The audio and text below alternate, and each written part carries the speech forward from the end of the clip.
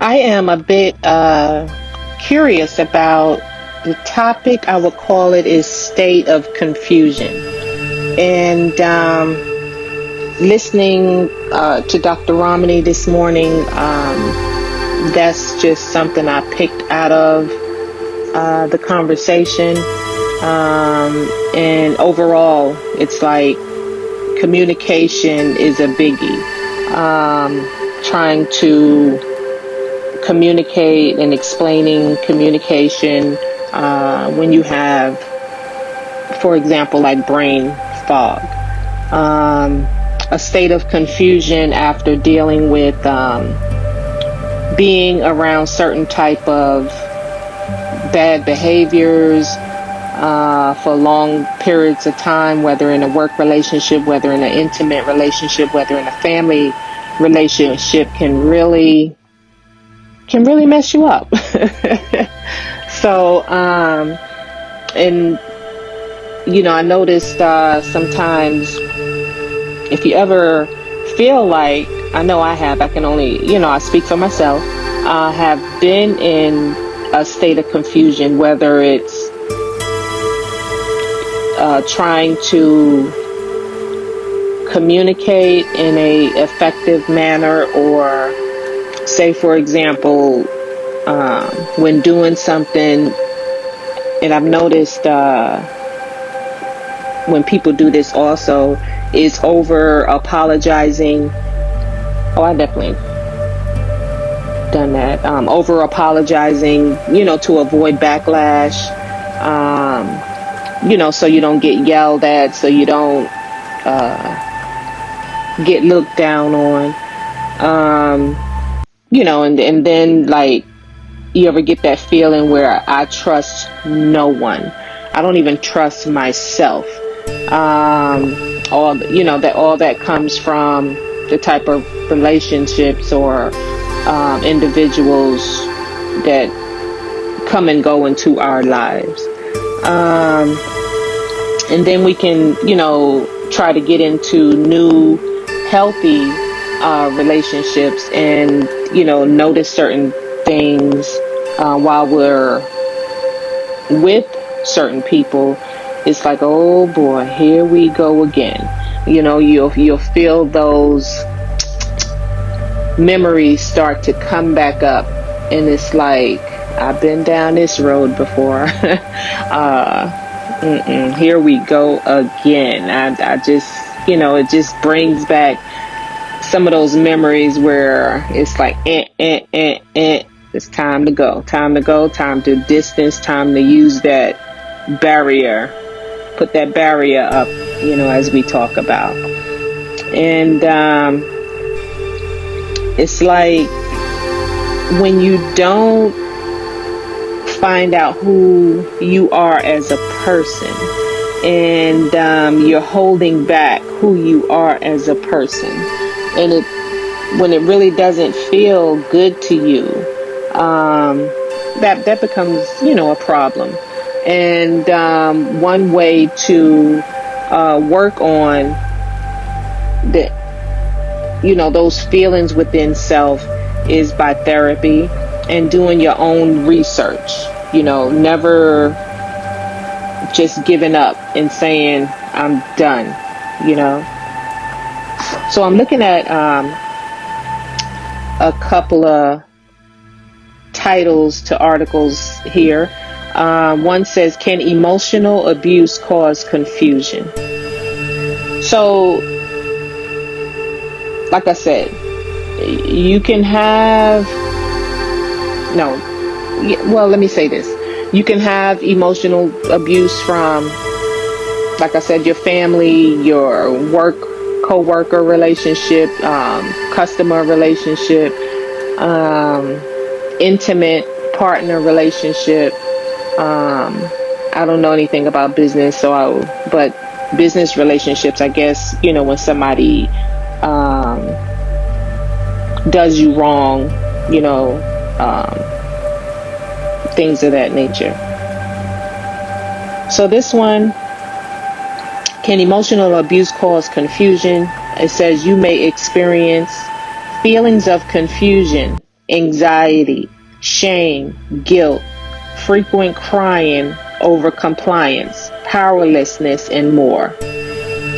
You may stay in the relationship and try to bargain with the abuser and try to change the abuser's behavior, often placing blame on yourself even though you are not at fault. And I find that to be very interesting because, a lot of times people say, why didn't you get out of the relationship? Or you're just using that person for money. You want the bag, as they say. You just want the money. You just in for the ride, and you can't take care of your own self. Or why can't you just leave that job? If these people are like this all the time and they're and you allow them to interfere with your health, why don't you just leave the job, pick up and leave? So let me see, what do they say here?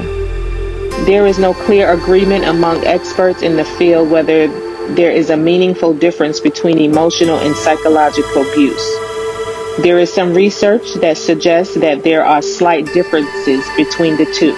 Emotional abuse is believed to be broader, and so physiological abuse is often considered to be one of the forms of emotional abuse.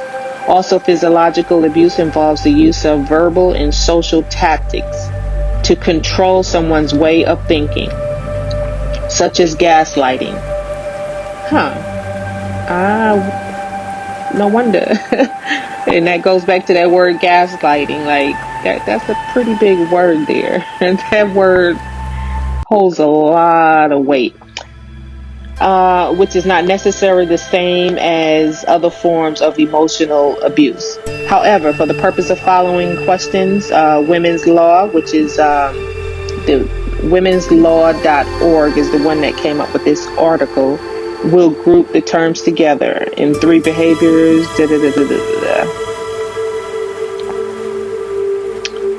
So, the main thing I bring this up is that, like I titled it, a state of confusion. And when we say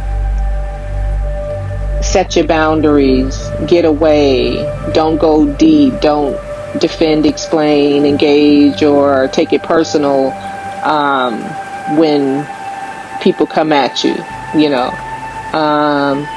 and some people know it all too well about yelling 24 hours a day and fussing 24 hours a day, even sitting down, watching the news. They gotta wake up and fuss about something, any little thing you do or say, and there's always ridicule. So hearing stuff like this on a constant basis, every single day, 24 hours a day, can bring you into a state of confusion, and it can allow you to not be able to communicate effectively. And you hold back who you are because you don't want to make that person feel bad, or you don't want to feel embarrassed by that person, showing who you really are. Or maybe you've tried and they've put you down so bad, or they try to imitate you, like they can do whatever you try to do better, or something like that. It's just really crazy, stupid. So there are some ways research suggests emotional abuse can, not just physical, not just beating the butt, not just knocking you out, emotional abuse can, for real, impact your brain by emotional understanding and empathy. The aftermath of emotional abuse is where the extremely low self-esteem comes in, seeking bad relationships and other physical or mental effects. The telltale sign of having sustained significant emotional abuse is the brain fog that characterizes the victim's thinking and the paralysis of boundary and limit setting skills previously demonstrated by the victim.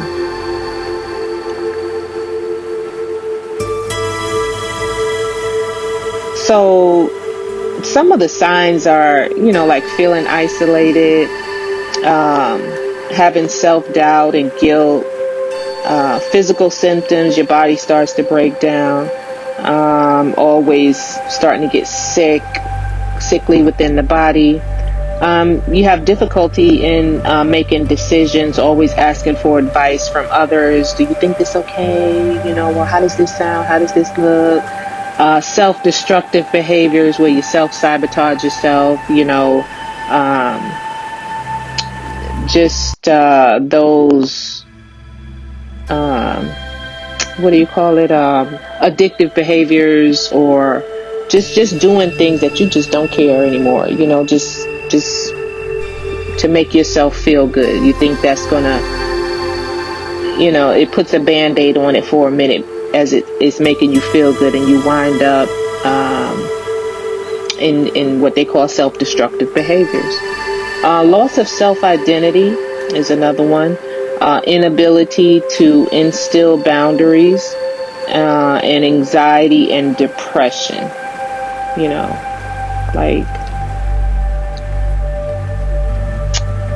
Pretty interesting. Mental reactions to trauma, intrusive thoughts about the event, repeatedly playing parts of the event over in the mind, confusion and disorientation. This blew my mind when I read this here. There's no time limit on recovery. Every journey is different. It could take you 2 months, 2 years, or 20 years to recover. Wow. There are some severe relationships that have such serious effects that survivors may never recover, but psychological help can assist in easing the pain and speed up the recovery process. This is why they always say get therapy, and try to read and research and take care of yourself that way as well.